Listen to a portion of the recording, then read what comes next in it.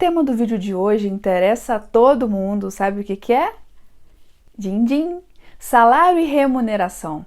Um tema que é muito importante tanto para a vida prática do advogado quanto para quem vai fazer prova da OAB ou qualquer outra prova. E quando a gente fala em OAB, a FGV adora o tema salário e remuneração, é um tema queridinho. E nesse vídeo, especificamente, vamos tratar do artigo 457 da CLT, diferenciar as parcelas de natureza salarial para as parcelas de natureza indenizatória. Então, se você ainda não se inscreveu no canal, se inscreva agora e vem comigo. Se eu te perguntar qual é o seu salário, o que você me responderia? E se eu te perguntasse qual é a sua remuneração? A sua resposta ainda seria a mesma? Salário é a contraprestação de um serviço prestado pelo empregador. O empregador trabalha e, em contraprestação a esse trabalho prestado, o empregador paga o salário para o empregado. Mas e a remuneração? O que vem ser a remuneração?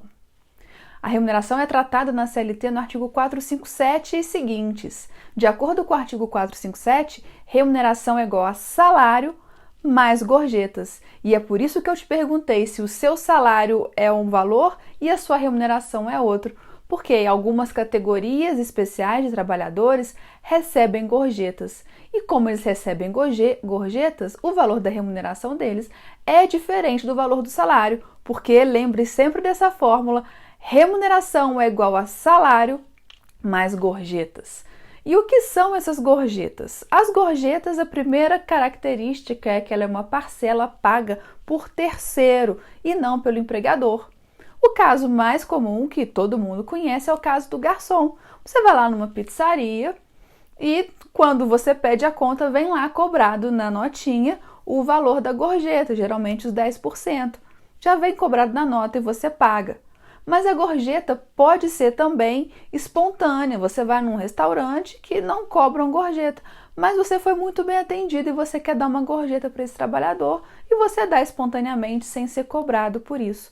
Então a gorjeta ela pode ser tanto cobrada na nota de serviço quanto paga espontaneamente pelo cliente. Mas o importante é que ela não é paga pelo empregador e sim por terceiro. No caso da pizzaria ou do restaurante, é paga pelos clientes. Importante também que vocês se lembrem é que a gorjeta, ela integra a remuneração, mas ela não serve de base de cálculo para o aviso prévio, para as horas extras, para o repouso semanal remunerado e para o adicional noturno. Isso está na súmula 354 do TST. A parte mais importante do artigo 457 vem tratada nos parágrafos, porque são nos parágrafos do artigo 457 que o legislador separou as parcelas que têm natureza salarial das parcelas que têm natureza indenizatória. E por que isso é importante? Bom, se você vai fazer prova, você precisa conhecer a natureza jurídica da parcela que o empregado está recebendo. Isso porque as parcelas que possuem natureza salarial refletem nas demais verbas trabalhistas. E isso, para a prática, a gente não precisa dizer que vai aumentar ou não o valor que o empregado tem a receber numa reclamação trabalhista. Por exemplo, o que quer dizer uma parcela reflete? Se tem natureza salarial, vai refletir nas demais verbas trabalhistas. Quando o empregado faz horas extras, ele recebe o adicional de horas extras. Esse adicional de horas extras ele vai refletir, por exemplo, no cálculo das férias. Quando o empregado for receber o valor das férias, vai vir calculado com as horas extras. Isso que significa refletir nas demais parcelas trabalhistas. O valor que é pago pelo empregador ao empregado de parcela de natureza salarial reflete em outras verbas trabalhistas, aumentando o valor delas, integrando o cálculo dessas parcelas. E a reforma trabalhista trouxe uma alteração muito significativa nesse artigo, porque não existia o parágrafo 2º. A reforma trabalhista veio e retirou a natureza salarial que algumas parcelas tinham, por entendimento majoritário da doutrina e jurisprudência, caso elas fossem pagas com habitualidade, e estabeleceu que essas parcelas têm natureza indenizatória. E como elas têm natureza indenizatória, ainda que pagas com habitualidade, elas não refletem nas demais verbas trabalhistas, ou seja, no aviso prévio não vai refletir o valor dessas parcelas, ainda que pagas com habitualidade. E você precisa guardar esses parágrafos? Claro que precisa. Você precisa saber se a parcela paga ao empregado tem natureza salarial ou indenizatória, para saber se vai refletir nas demais parcelas. Então vamos falar sobre elas? Vamos começar pelo parágrafo 1º do artigo 457, que diz apenas que tem natureza salarial as gratificações legais e as comissões pagas pelo empregador.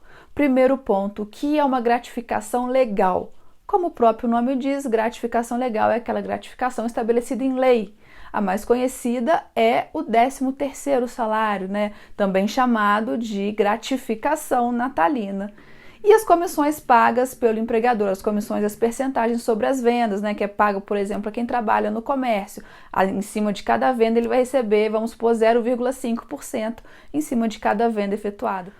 O parágrafo 2º, por sua vez, vai elencar o rol de parcelas que possuem natureza indenizatória. Como eu falei com vocês, muitas dessas parcelas que estão nesse parágrafo 2º havia um entendimento majoritário de que essas parcelas possuíam natureza salarial, mas veio a reforma, se pagas com habitualidade, né? Mas veio a reforma e retirou essa natureza salarial e estabeleceu expressamente que essas parcelas têm natureza indenizatória. Então vamos a elas. A primeira é a ajuda de custo. Se você assistiu ao vídeo sobre transferência de empregado, o card está aqui. Se você não assistiu, clica aí. Nós comentamos que quando o empregado ele é transferido de forma definitiva, o empregador arca com a ajuda de custo. O que é a ajuda de custo? É o gasto que esse empregado tem com a mudança. A ajuda de custo nada mais é que um reembolso do empregador pelos gastos que o empregado tem para desempenhar algum serviço. Então, a ajuda de custo, o exemplo mais comum, é no caso de transferência definitiva, em que o empregador arca com os gastos e as despesas da viagem. A outra hipótese é o auxílio alimentação. Mas atenção, para que o auxílio alimentação não tenha natureza salarial, ele não pode ser pago em dinheiro. Não pode ser pago em dinheiro. Se o auxílio alimentação for pago em dinheiro, ele passa a ter natureza salarial. A outra hipótese que tem natureza salarial, e outra hipótese não, né? Outra verba trabalhista que tem natureza indenizatória é a diária para viagem. As diárias para viagem também passam a ter natureza indenizatória.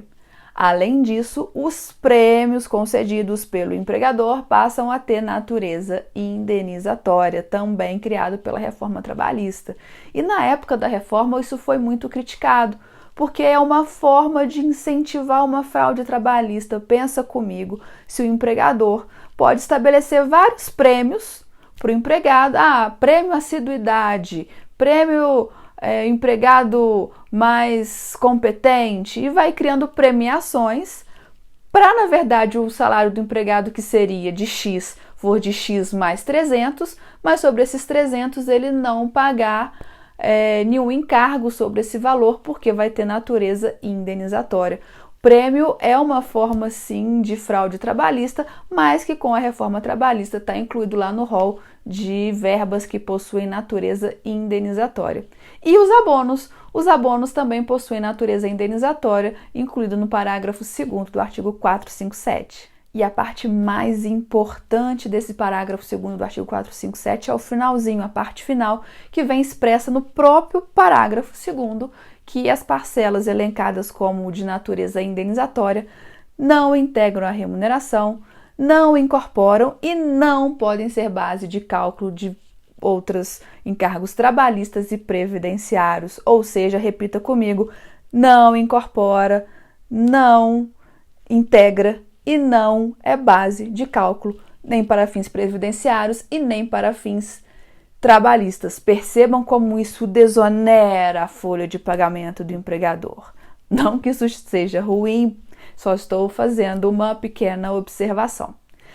Resumindo, Parcelas de natureza salarial que você precisa saber. Ah, Mariana, você já falou, tá lá no parágrafo 1º. Sim, eu falei, tem as do parágrafo 1º, mas não são só essas do parágrafo 1º. Parágrafo 1º comigo. Comissões ou percentagens, gratificações legais, mas além disso a gente ainda tem os adicionais legais, adicional de horas extras, adicional noturno, adicional de transferência, adicional de periculosidade e adicional de insalubridade. Adicionais legais também, por óbvio, têm natureza salarial, porque é uma contraprestação ao serviço do empregado. Já as parcelas de natureza indenizatória, eu também sei que eu já falei, mas vamos repetir para memorizar. Ajuda de custo, auxílio alimentação, desde que não seja pago em dinheiro, diárias para viagens, prêmios e abonos. E além disso, que está lá no parágrafo 2º, a gente ainda tem a participação em lucros e resultados, o vale transporte, as stock options, o seguro-desemprego, o PIS/PASEP, ou seja, o rol tanto do parágrafo 2º quanto do parágrafo 1º não é taxativo e você precisa sim saber qual é a natureza jurídica das parcelas pagas aos empregados. O nosso próximo vídeo será sobre salário-utilidades ou salário in natura. Você quer saber esse tema importante? Esse tema é extremamente importante. A FGV adora, é um dos pontos mais relevantes dentro do tema remuneração. Então, se você ainda não se inscreveu no canal, se inscreva e ative as notificações para não perder nenhum vídeo, hein?